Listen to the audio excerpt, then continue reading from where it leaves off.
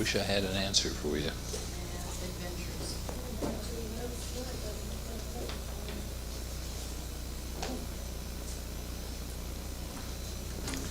Well, let's give a couple more minutes. Hello, Don. Hello, how are you? I'm doing pretty good. Better than you were. Yes, yes. It's going to take a while before the foot and leg feel like they're properly attached.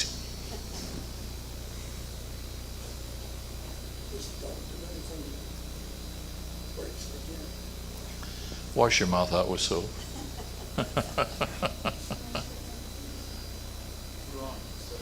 Are we on? Yeah, I think we will, just to see what happens, Ron. Thank you.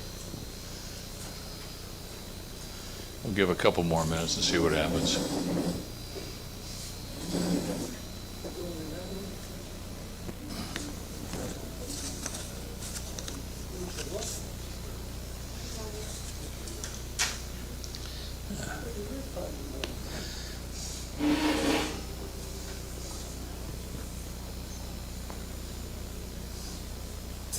He's a person don't like too well if you fall asleep, don't know what it is.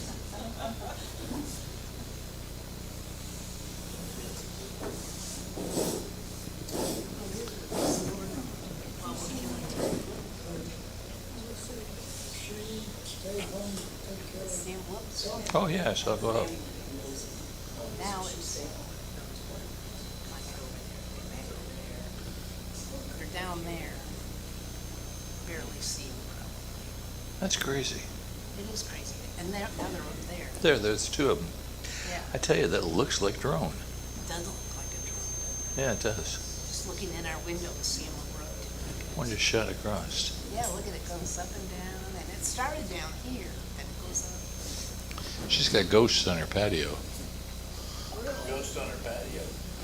Yeah, it's. Oh, gosh, yeah, I shouldn't have put a ring camera out there because I've captured them. Then we put a Anywho. security light up. Well, the electric company finally put it up yesterday.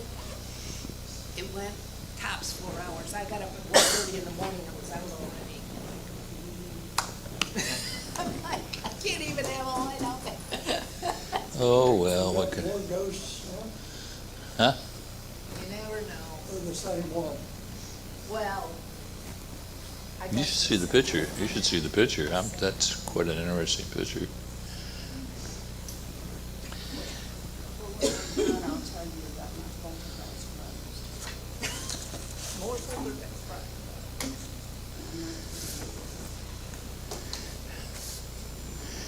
Well, I suppose we better get going.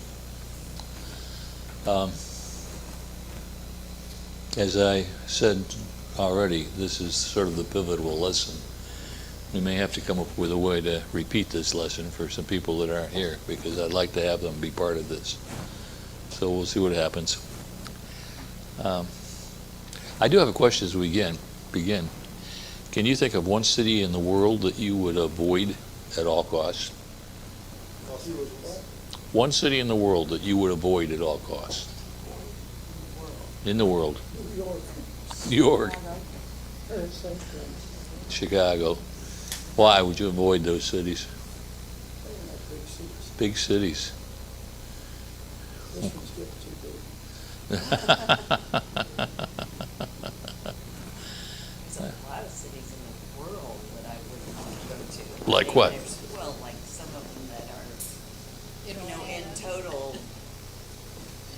disarray, not more than that, they're just destroyed and. Like, let's stay out of Israel for a while. Yeah. Uh-huh. And Haiti. There you go. That's right. It's a mess. It's an absolute mess.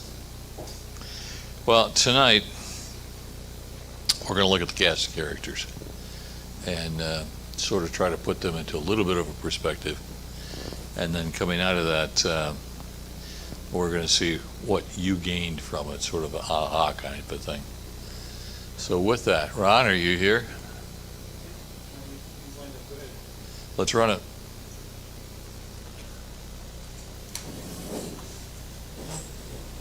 So, welcome everyone. As we have already discussed the office of the prophet, we're going to move into talking about Jonah in real time and space.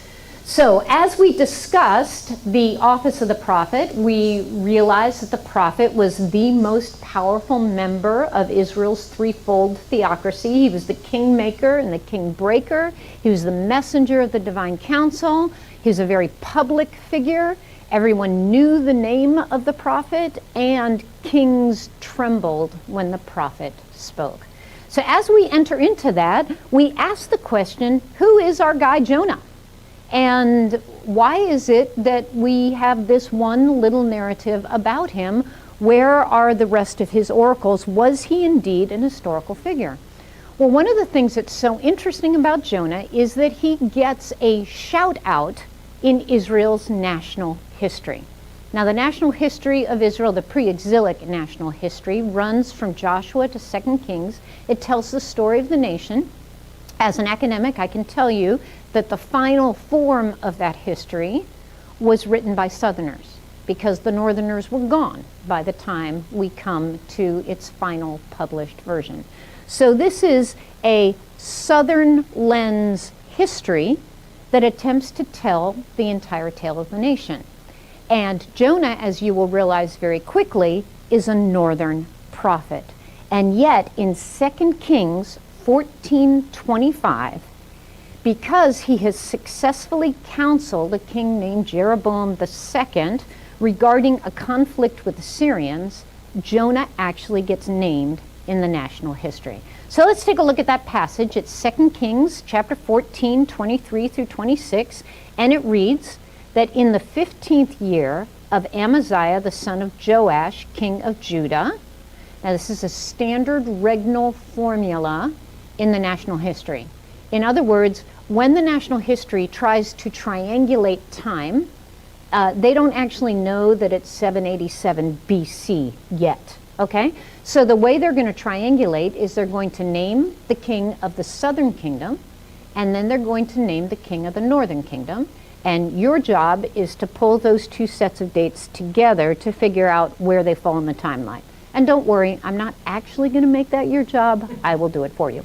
Okay, so in the 15th year of Amaziah, the son of Joash, the king of Judah, the southern kingdom, Jeroboam II, the son of Joash, the king of Israel, the northern kingdom, became king in Samaria, the capital of the northern kingdom. And he ruled for 41 years, which is a very long reign, by the way. Now he did evil in the sight of Yahweh, as he did not depart from all the sins of his forefather Jeroboam I, the son of Nebat, which he made Israel sin. But he did restore the border of Israel from the entrance of Hamath as far as the Sea of the Arabah, that's the Dead Sea, according to the word of Yahweh, the God of Israel, which he spoke through his servant Jonah, the son of Amittai, the prophet, who was from Gath-Hepher. How interesting. Now, folks, at any point in time in the northern and southern kingdom, there were probably a dozen prophets operating. We only get the top 10, the final collection. And Jonah makes the final collection. Not only does his book make the final collection, but he gets, again, this shout out in the national history. And keeping in mind that the national history is written by Southerners about the northern kingdom, that means Jonah must have been a very well-known figure indeed for him to wind up named in the national history. Okay, so he is named as a fellow who's from Gath-Hepher. So now we need to put him into real space. Where is Gath-Hepher? Well, it actually belongs to the tribal territory of Zebulun, which is one of those 12 tribes that if you've ever memorized the 12 tribes, this was the one you always forgot, right? Because who knows anyone from Zebulun? It's way up north. Zebulun actually is one of the tribes that is regularly associated with the Phoenician port cities. So as you look at this map, you can see that Zebulun is within reach of the coastal plain of Israel. And although periodically our heroes manage to control the coast, reality is those port cities, which were in Phoenicia. You might know of Byblos, have heard of it. Or down on the Philistine plain, Ashkelon was quite famous. Jaffa was quite famous. Ugarit was quite famous. These port cities in the ancient world were just like port cities in today's world. Think about New York City. Think about Baltimore. Think about San Francisco. Think about Singapore, Taiwan. Folks, port cities are cities where a lot of money is changing hands, a lot of trade is taking place, and they're often kind of rugged places. Paul talks about the city of Corinth as one of these cities. Okay, so Zebulun is regularly associated with these port cities. So these guys know about the traffic that's going back and forth with the Phoenicians who, you know, we talk about Britannia, Britannia rules the waves. Phoenicia ruled the waves in the ancient days. But it is a small tribe, it is not powerful, it is not wealthy, and right there in the midst of a very small tribe that is not that terribly well known is an even smaller city that is even less known. Like anyone in the room ever heard of Gath Hepher before? Only if you've read the book of Jonah. So the word Gat or Gath actually is a very common word in Hebrew. It means wine press, and so there are a whole bunch of place names that have the word Gat in the mix. If you've read the story of David and Goliath recently, that story, Goliath, actually comes from Gat. So any place that has a wine press might have that word in its title. But we can be pretty convinced that our guy comes from a really small town in a really small tribal territory that you and I keep forgetting actually belongs to the 12 tribes of Israel. And this is all going on during the divided monarchy when the north has split off from the south. Okay, so that is real space. What about some real time? Well, as we've already heard, our prophet prophesies during the rule of Jeroboam II. And prophets always identify themselves by means of the kings that they served under. And as you're going to see in your study guide and some of the exercises you'll be working with, you'll be looking at how Isaiah identifies himself, for example, by the kings he ruled under, and other prophets as well. Our guy only names one king. And he doesn't name it in his book either, rather just in this little piece coming out of the national history. But his king is Jeroboam II, and Jeroboam II, again, is coming during the divided monarchy. He's a northern king of the northern kingdom, and Jeroboam II, who rules during the 8th century, is by all descriptors the most successful king of the northern kingdom.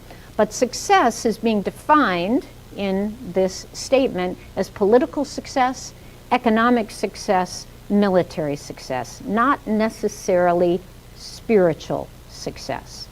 This century, the 8th century, is going to be very interesting to us. The inimitable Philip King of Boston fame actually names the century the Great Century because of all the things that take place in the midst of this 100-year period. We're going to see the political and economic apex of the divided monarchy with the alliance between Jeroboam II and his southern counterparts. We're going to see the extension of the Israelite boundaries to the reach of Solomon's empire. We're going to see a level of cooperation between North and South that produces fabulous economic stability in the country. But we're also going to see a really dramatic shift halfway through the century.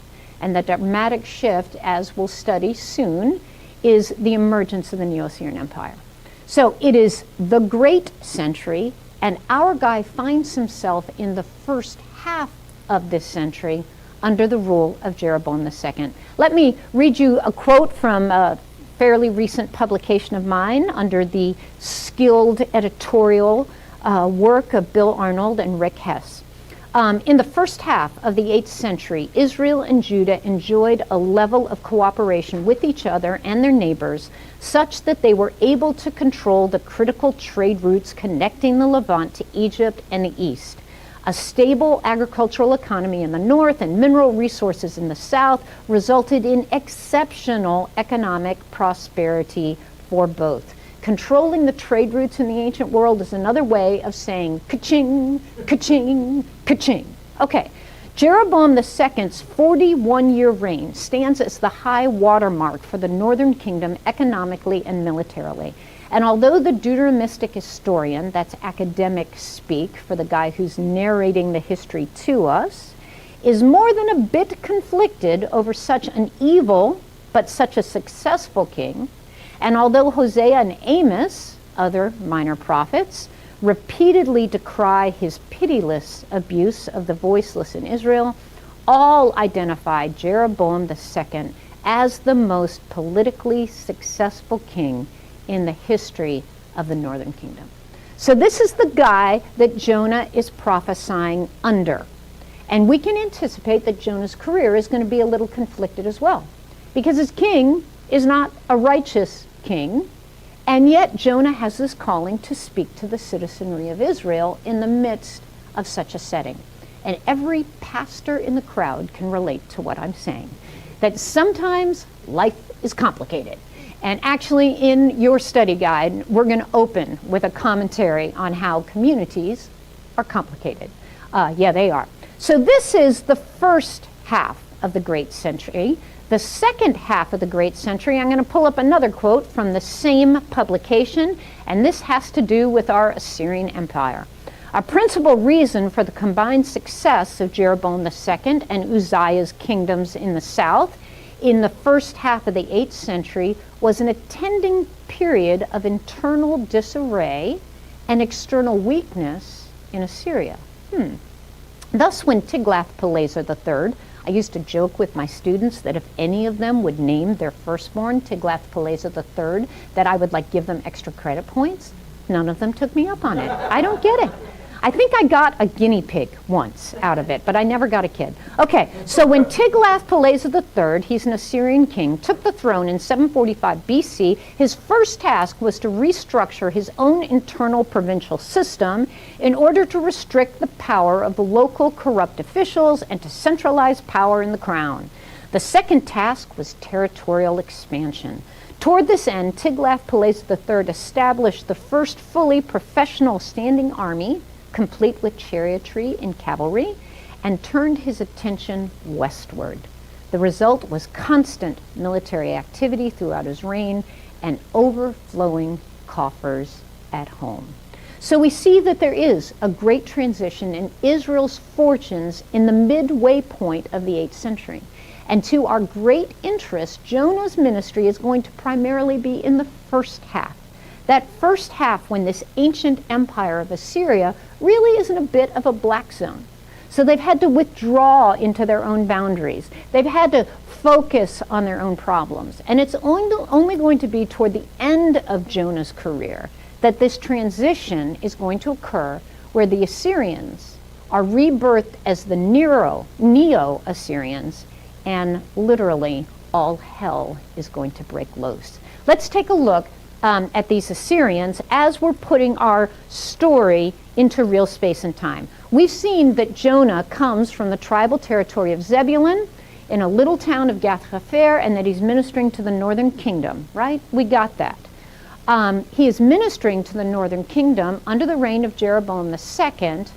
What about the people he's called to speak to, right? He is given this command to go to Nineveh. So we need to ask the question, what was Nineveh and who are the Assyrians?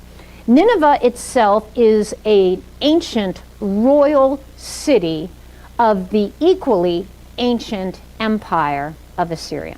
So whereas Jonah is from a pretty small, insignificant country and a minor tribe and an even less significant village, Nineveh is a major city, a royal city of the greatest superpower of Jonah's day, the Assyrian Empire.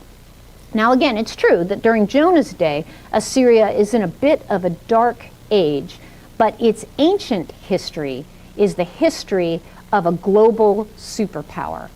These ancient Akkadian kings were the conquistadors of the ancient world.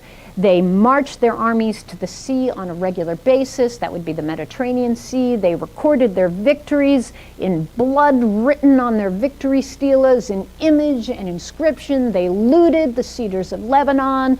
Their inscriptions were carved into the cliffs of the Naher el Kalb and blazoned on the face of the rocks of the Tigris Tunnel. Nineveh was considered one of their holy royal cities. This is a powerhouse, a giant that anyone in Jonah's world would have known about, be they in a dark age or not. So what was Nineveh in this mix? Again, a very major city, not yet the capital city. It will become the capital city in the second half of the century. So right now, it's just a Beijing. It's just a New York City. It's just a Berlin. But with that identity, obviously, it is the stuff that legends are made of, and as we will see, nightmares are born of.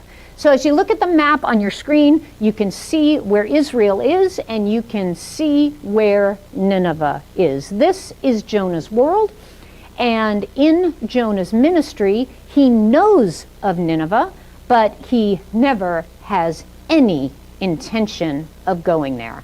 And one of the reasons he has no intention of going there is because the Assyrians themselves, in their superpower status, made kings tremble. In fact, they actually brag in their inscriptions about terrifying their opponents to the point where their opponents lose control of their bowels. Have you ever bragged about that in your life? Scaring someone to the point where they lose control of their bowels and actually putting it on a royal inscription. How interesting is that? Okay, so this is where Nineveh is. Assyria will become, before the end of Jonah's experience, the force that rules the world. And as you look at that map on your screen and you see that Assyria has engulfed all of the Fertile Crescent, you can see why Jonah, a faithful prophet from a small country out west, has no intention of visiting this capital city. And yet, as we will see, this exactly will be his call. The historians speak of Neo-Assyria as instituting a level of destruction that disallowed rebirth. I joke with my students that the Neo-Assyrian Empire made the Romans look like a bunch of Girl Scouts. Okay, so has Israel had encounters with this ancient nation? Absolutely. And we have hard evidence of the same. Right here, you're looking at the black obelisk of Shalmaneser III. This is back in the 9th century. And in this black obelisk, the armies of Ashur are bragging about the fact that they have conquered the northern kingdom and they have brought literally its king to his knees. The king that is brought to their knees is being identified right here in the second register. This is Jehu, who is named as the eponymous ancestor of one of the dynasties of the northern kingdom, the son of Omri. Now, he actually wasn't literally the son of Omri, but he is a descendant of the northern dynasties. So the next time someone tells you that your biblical text is just made up of a bunch of children's stories, remind them that the black obelisk actually names two kings from the northern kingdom. Here's Jehu up close and personal, not one of his finer moments, begging at the feet of the Assyrian king for mercy. And we see that the Assyrian king himself actually names the victory over Jehu in his inscription, and he states the tribute of Jehu the son of Omri. I received from him silver, gold, a golden salpu bowl, a golden vase with a pointed bottom, golden goblets, golden buckets, tin, a staff in the king's hand, bud-shaped filials, and what he's going to do, he's going to melt this all down and make what he wants with it. You can tell who the Assyrian king is, by the way, in the inscription, because he's the guy who's got the kind of Michael Jackson umbrella being held up over his head. He's the tallest guy there, and the symbols of his deity, if you look closely, are the winged sun disk of Shamash and the symbol of Sin, the moon god. So here is our Assyrian king, and at his feet is our Israelite king, right there on the black obelisk and in your Bible as well. So what were the Assyrians known for? Well, they were proud for their reputation of brutality, their reputation, a level of mercilessness when they engaged their enemies, that their enemies were too terrified to ever rebel. And so they would take these images and these words and they would broadcast them against the Fertile Crescent because it saved them a lot of time and energy. If everyone is too afraid to rebel against us, to ever raise a weapon against us, we're never going to have to fight them. And so the images and the texts were broadcast against around the ancient world, communicating that we, the Assyrians, will literally flay you alive. You don't believe us? Let me show you a picture. We will take the leaders of your city and we will stake them alive on bayonets and stake those bayonets around the base of your city. And you're going to get to stand on the walls and watch them writhe in agony as they hemorrhage to death at the foot of your city. Oh, would you like to submit now? This was the posture of the Assyrians.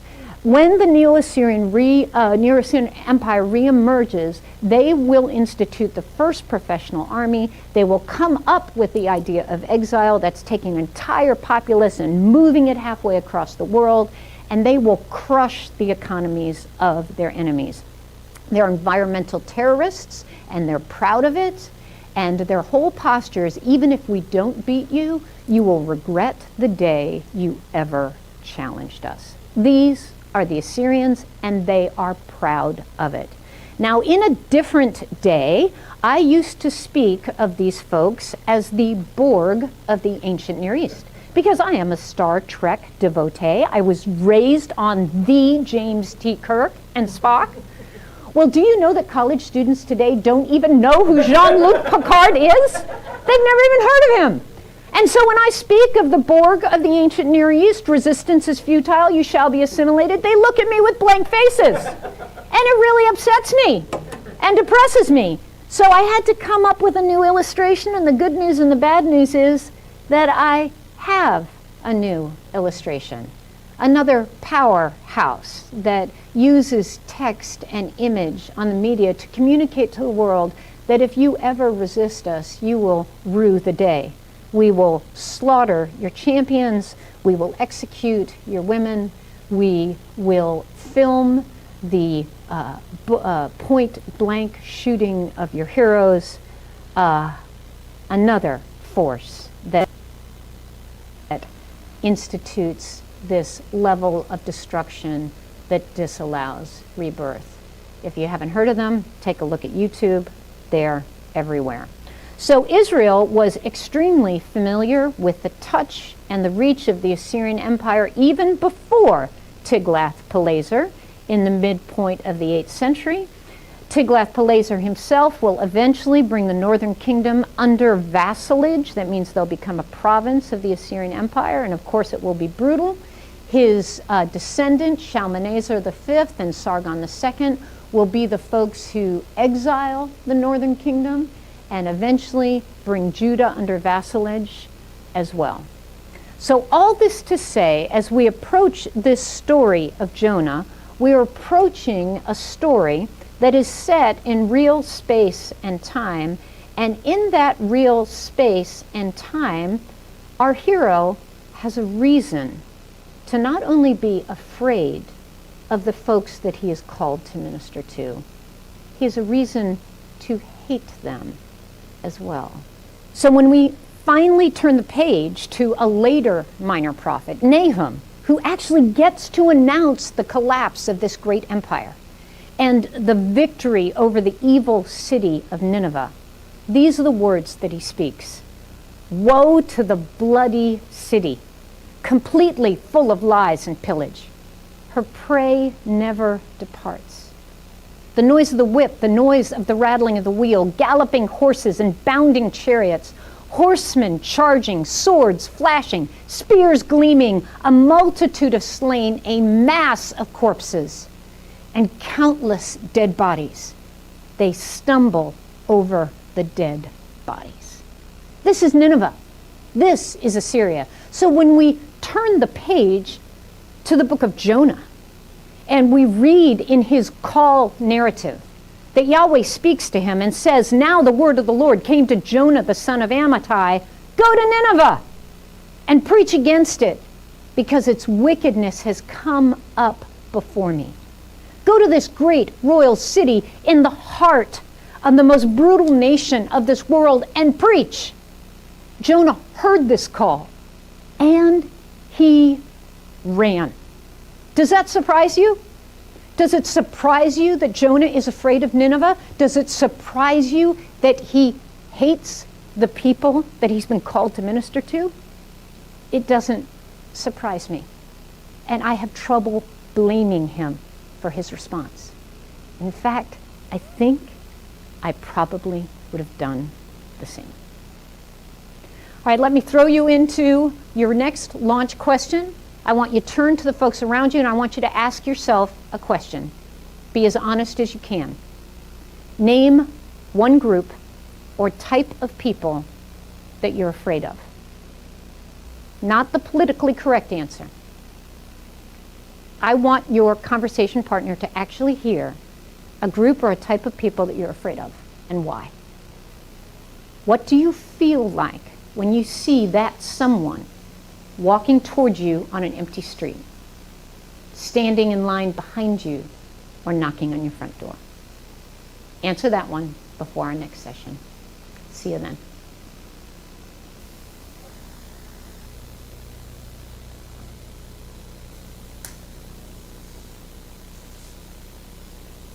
She paints a vivid picture.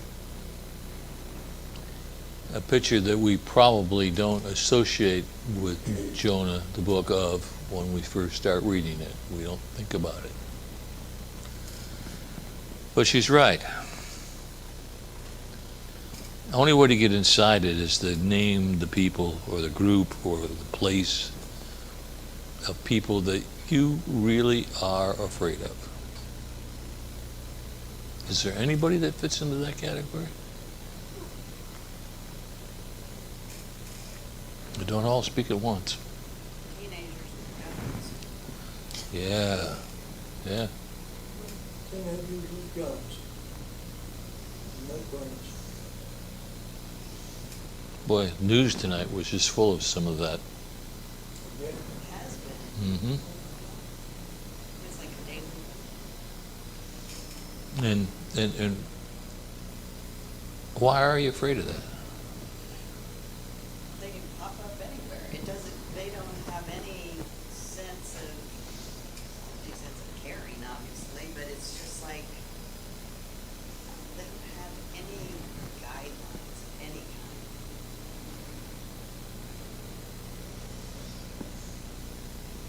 So now you're in a city or a street right here. And it's an empty street. And you're walking down it. And you see one of these people. What's your first reaction? Now I know what Bob's is. He's a trained police officer. But what's your first reaction?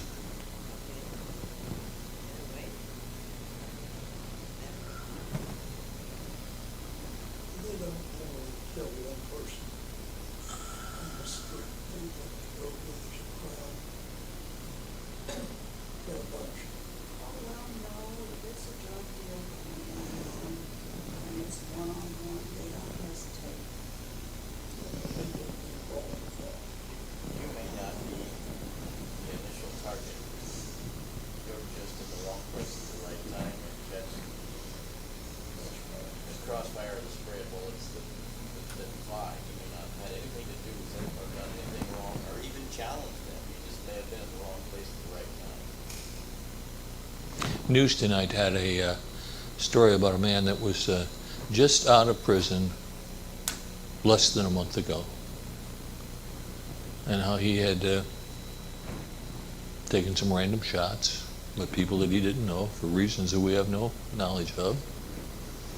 He's terrifying a nation. He's terrifying a neighborhood, rather. Right here in Florida, over in Tampa. This is not something foreign.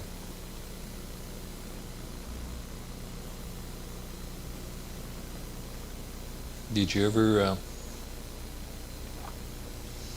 walk down a street,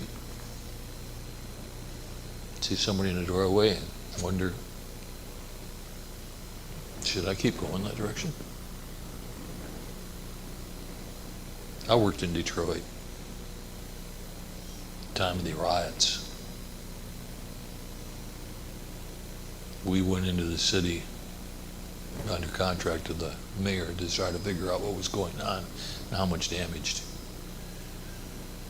And I tell you, one night going in there with no armed escort was enough for me.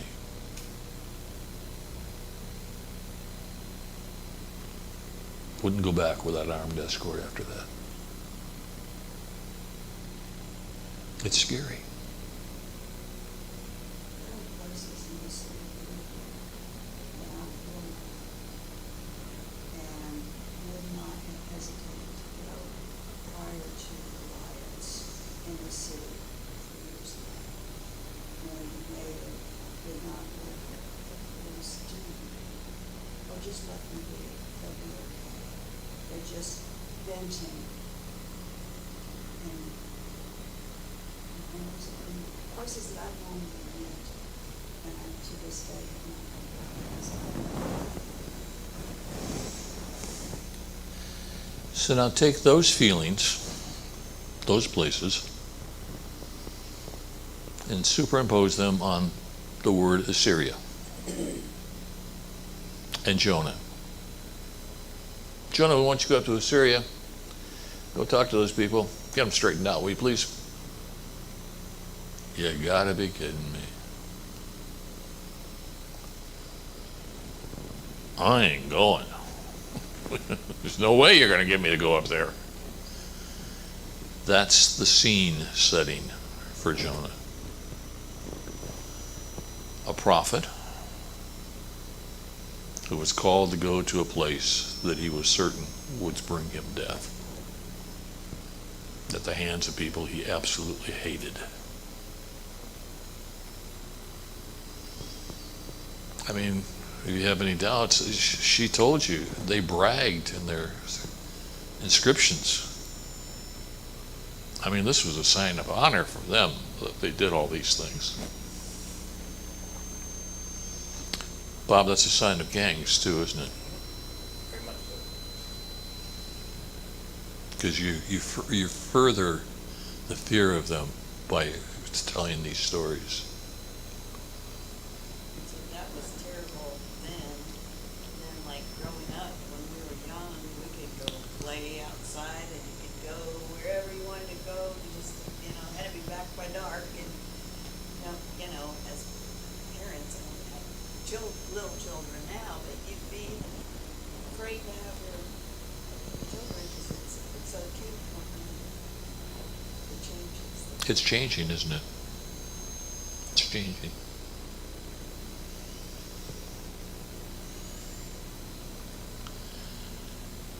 So there's Jonah facing this call to go to a place that he is just scared. I'll just use the bejeebers out of him. Guess he had a reason not to want to go. Had a reason to be scared. He hated these people. He was supposed to go and minister to them.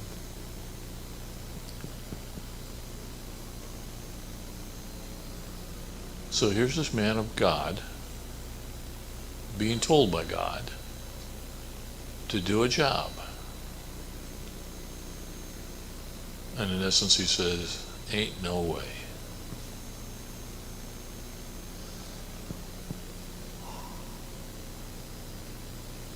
What would you do if you were called by God to go to some place that scared you half to death?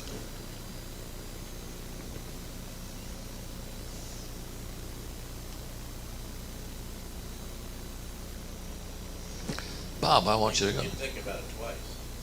Or 3 times. 3 times, yeah. Yeah. And most people wouldn't go. Right. And those that would go would probably make certain that they were well armed. Yeah.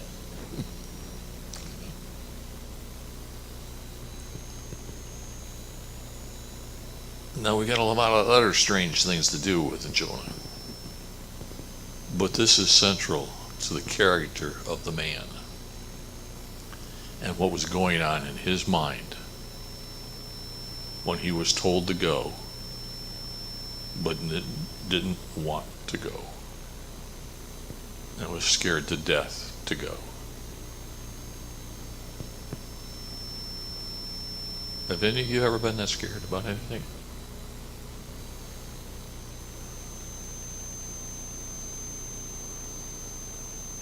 Want to share it?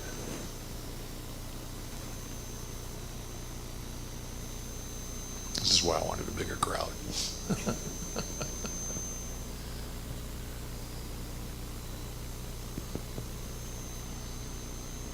I can remember as a kid, we'd play out in the streets and have fun and run up and down and all that kind of stuff and never be afraid. I wouldn't let a kid of mine do that today.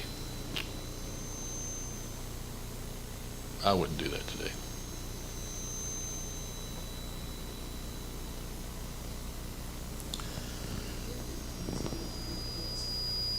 Say, it's good for the school. And if you say, there.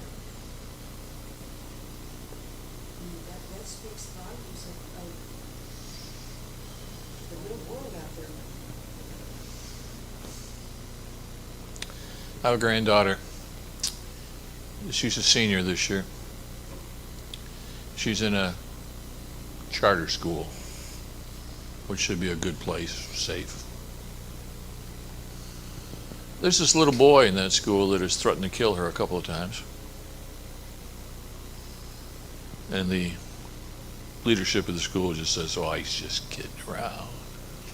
Yeah, sure. Try to convince her parents that that's the case. You're either scared and you wrap it all up tight, or you try to wish it away. They're trying to wish it away.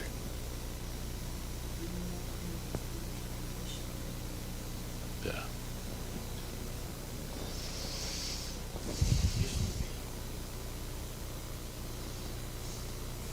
Early in my law enforcement career, the ones that said they wanted to show you release might be the quiet ones were the ones that carry out that without ever advertising. Now we've come full circle and now it's this conversation. No. No. Keep hearing about these kids getting these guns and showing up at school and using them. And now you can get the long magazines and really get off a lot of shots. I mean, let's be honest, we are living in a scary world. But a scary world needs ministry, needs restoration. And could it be that that's the story that God was trying to get Jonah to tell? There's a scary world out there, Jonah, and I want you to go to it. Who knows what would have happened if you'd actually done it God's way? I choose to be a person that believes not to go just for the sake of going. But if God tells me to go, I've got no choice but to go. No, I haven't been tested to this degree. I don't know. Well, any other comments? God never sent me into this situation like that, but by God, I had dispatchers who did. Yeah. Sitting back there and behind that comfortable microphone. Yeah. Sandy gave us a history, time, area, and so forth. But I don't know, I haven't heard it before. I don't know that it's written in the book on this session. We just kind of remember they didn't want to go. But I didn't know, tell you why. She really put a picture out there for it. Yeah. Really told you why. And she did it by pulling out the biblical passages that made reference to it and what they found in archaeology.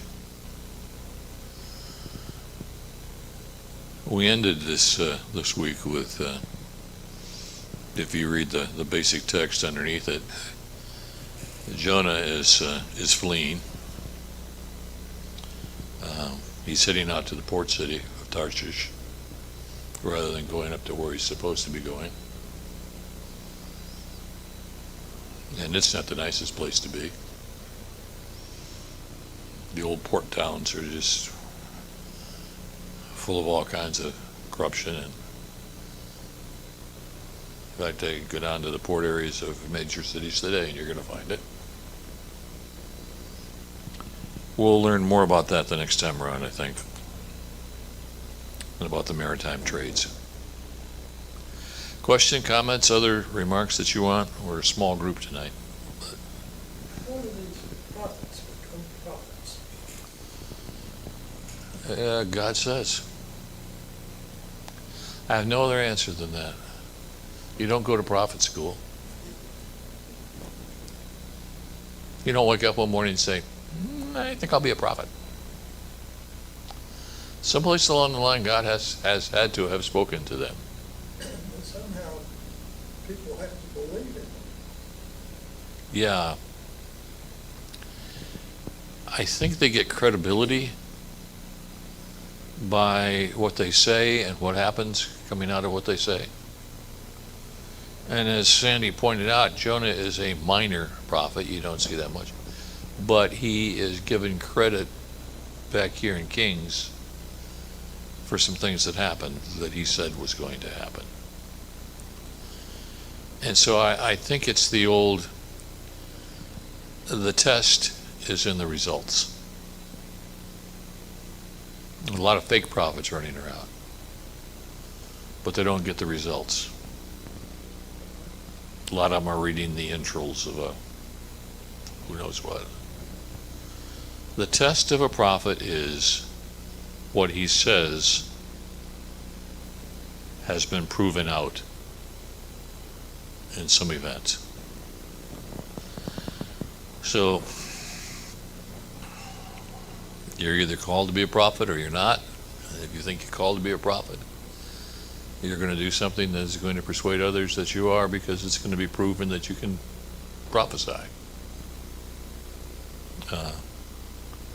Beyond that, there's no other major test or prophet school that you can go to. Yes, I'm going to go to grad school and take a PhD in prophecy. No, that don't work.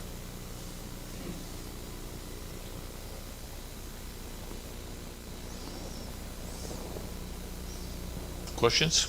Comments? I'm sorry we're a small group tonight. I think we could have had a bigger conversation.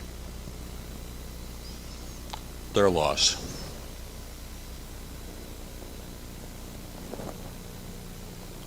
But this should start you down a pathway to change your opinion about Jonah, the book. That it may not be really what we've always thought it to be, a cute little story. It's dealing with some real truth.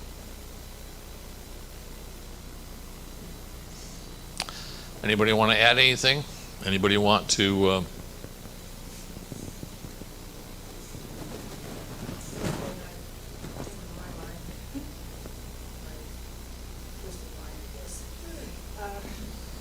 Was Jonah going to a place, I was talking to people, so we can get my go-to. This concept God told us to go and preach and teach to all people and disciples. But I think we have trouble with that, talking to people. It may not be in this type of situation, but talking to people about telling them. Because we feel like they're going to say that to us, and if they will, withdraw.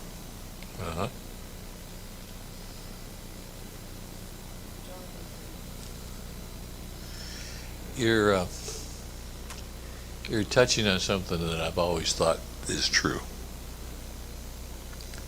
That we're not called to be a prophet in the sense of the prophets of the Bible. But we are called to be individuals to speak to people about God and God's truth. And the expectation is that we will do that, knowing full well that that may not fall on fertile ground. And we may be afraid to do that because of just what you said. Who am I to say anything? You're a person that has met Jesus Christ. And you know what he means to you. All you gotta do is share that. Sunday, as we were leaving church, Karen was putting her hospitality, I didn't see her. She offered some of the candy, Easter candy she had, the little babies and so forth, and I said, okay, but I didn't know they were there, I didn't have one earlier. I took several. I did enjoy a couple of them, but I had in mind to give them to the, we were going to move Tuesday for dinner, to give them to servers and people there.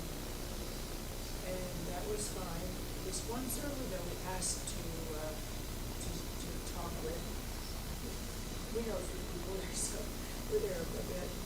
So Colin came over to the table, I gave him candy, and I said, Happy Easter. I said, He is risen.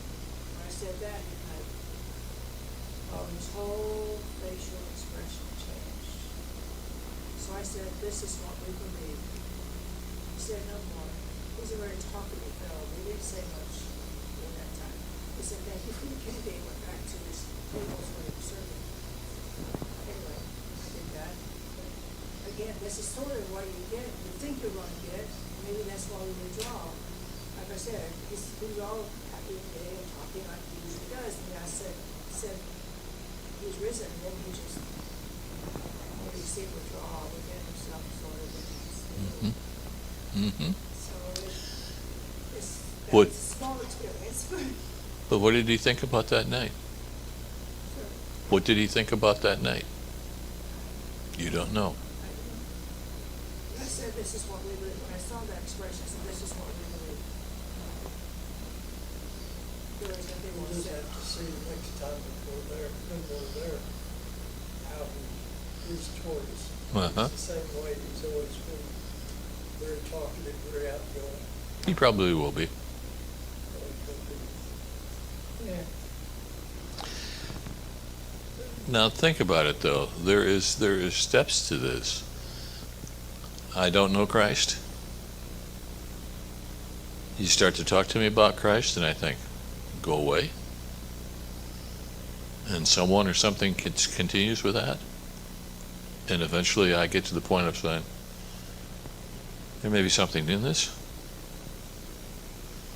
My pilgrimage was 6 years long. And it was after Sue and I were married, and this marvelous pastor came to the house and ministered to us because of an illness that ended up with Sue in the hospital. That if he had come without all this other stuff leading up to it, I probably would have gone, right. But the culmination of 6-7 years happened that day. Now, how many people were in this step up to that 6-7 years? How many people didn't see what was going on? I can tell you that there's times that I've been privileged to see a person find Christ. And as I talk with them and I hear their life story, I can see retrospectively the steps. And I'm so sorry that some people before me haven't seen those steps, but they were part of the steps. We seem to think that the whole ball game is won or lost in one word. It's not. It is a process. a process changing years and years and years of experience in individuals and family systems and countries. And if we don't get involved in the process, how many people don't ultimately find the answers? This is not a simple thing. And it's not an instantaneous thing. We're a little bit off target here, but that is really the target. And how do we fit into it? Well, the easiest way we fit into it is that at any given moment in time, we're authentic about our faith and we witness to it, and it's not beating people over the head. It's just like you did. This is a reflection of what we believe. Oh.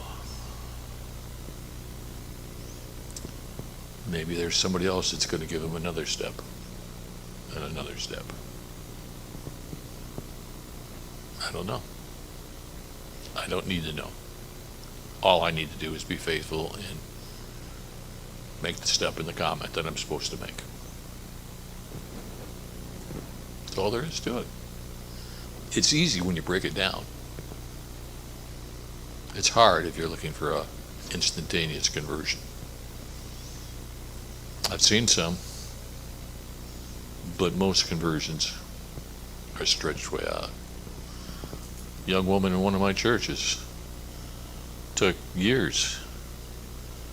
I won't talk to anything about the background, but she finally came to me one day and explained to me. She says, "This is what I feel now, and I'm going to have to leave the person I'm with because of. What should I do?" And I just looked at her and said, "What does God want you to do?" And she said, "I know." Then do it. Not easy, but do it. She did. Got a wonderful Christian family today. Wonderful family. Did I lead her to Christ? Nah, I was one step in the process. Just one step. It's fun. It's fun. Any other comments? Who wants to close us in prayer today? Do I have a volunteer?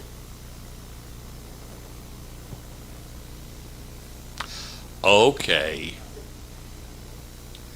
Father, thank you. We are small in numbers today, but we have come across now through the help of Sandy some realities of life. And we've come across him by seeing him in this remote prophet by the name of Jonah. One who we've probably for a long time, and maybe still to a certain degree, think of him as a comic book character. Thank you that his story is enshrined in your book. And may we hear more and more of it and come closer and closer. In your son's name, Father. Amen. Boy, that thunder was cool. That was cool. I'll take that. Thanks, folks.